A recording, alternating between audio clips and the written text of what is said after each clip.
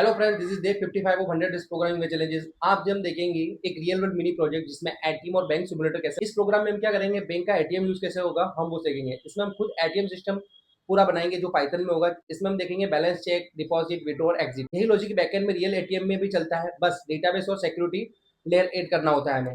So first of all हम क्या करेंगे, यहाँ पे एक वेरिएबल बनाया बैलेंस, जिसके अंदर हमने बाय डिफॉल्ट हमने इनिशियल कर दिया इसके 1000। फिर हमने यहाँ पे एक वाइल लूप लगाया जिसमें हमने वाइल ट्रू कर दिया।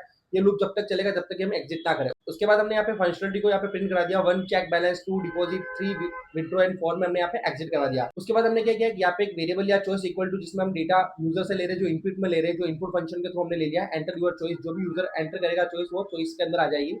इफ चॉइस इक्वल इक्वल अगर 1 होता है तो हमने यहाँ पे प्रिंट कर दिया यूर बैलेंस, यानी कि जो भी बैलेंस होगा वो प्रिंट हो जाएगा। हमने यहाँ पे एलिफ में चॉइस इक्वल इक्वल 2 कर दिया, यानी कि हमने यहाँ पे एक अमाउंट नाम का वेरिएबल लिया, जो भी यूजर अमाउंट डालेगा वो अमाउंट के अंदर स्टोर हो जाएगा। यहाँ पे हमने क्या किया, बैलेंस प्लस इक्वल अमाउंट, जो यानी कि जो बैलेंस में ऑलरेडी 1000 है, जो भी नया अमाउंट डालेगा उसके अंदर प्लस हो जाएगा। जो भी हमारा अमाउंट होगा वो हमने प्रिंट करा दिया यहाँ पे, और हमारा बैलेंस जो भी है वो भी न्यू बैलेंस करके आ जाएगा। फिर हमने एलिफ करके फिर से क्या किया, चॉइस इक्वल इक्वल 3 किया, यानी कि अमाउंट यहाँ पे क्या करेगा, जो भी अमाउंट होगा वो यहाँ पे विड्रॉ कर रहे हैं वो यहाँ पे अमाउंट के अंदर स्टोर हो जाएगा। फिर हमने क्या किया, if amount less than equal balance, अगर ऐसा होता है तो बैलेंस क्या करेगा, ये माइनस कर देगा अमाउंट को, यानी कि जो भी विड्रॉ कर रहे हैं, जो भी विड्रॉ अमाउंट होगी वो हमारे बैलेंस में स्टोर हो जाएगी। हमने यहाँ पे किया है बैलेंस माइनस इक्वल अमाउंट, यानी कि जो भी अमाउंट हम विड्रॉ करेंगे वो बैलेंस में से माइनस हो जाएगी, और हमने यहाँ पे अमाउंट को प्रिंट करा दिया।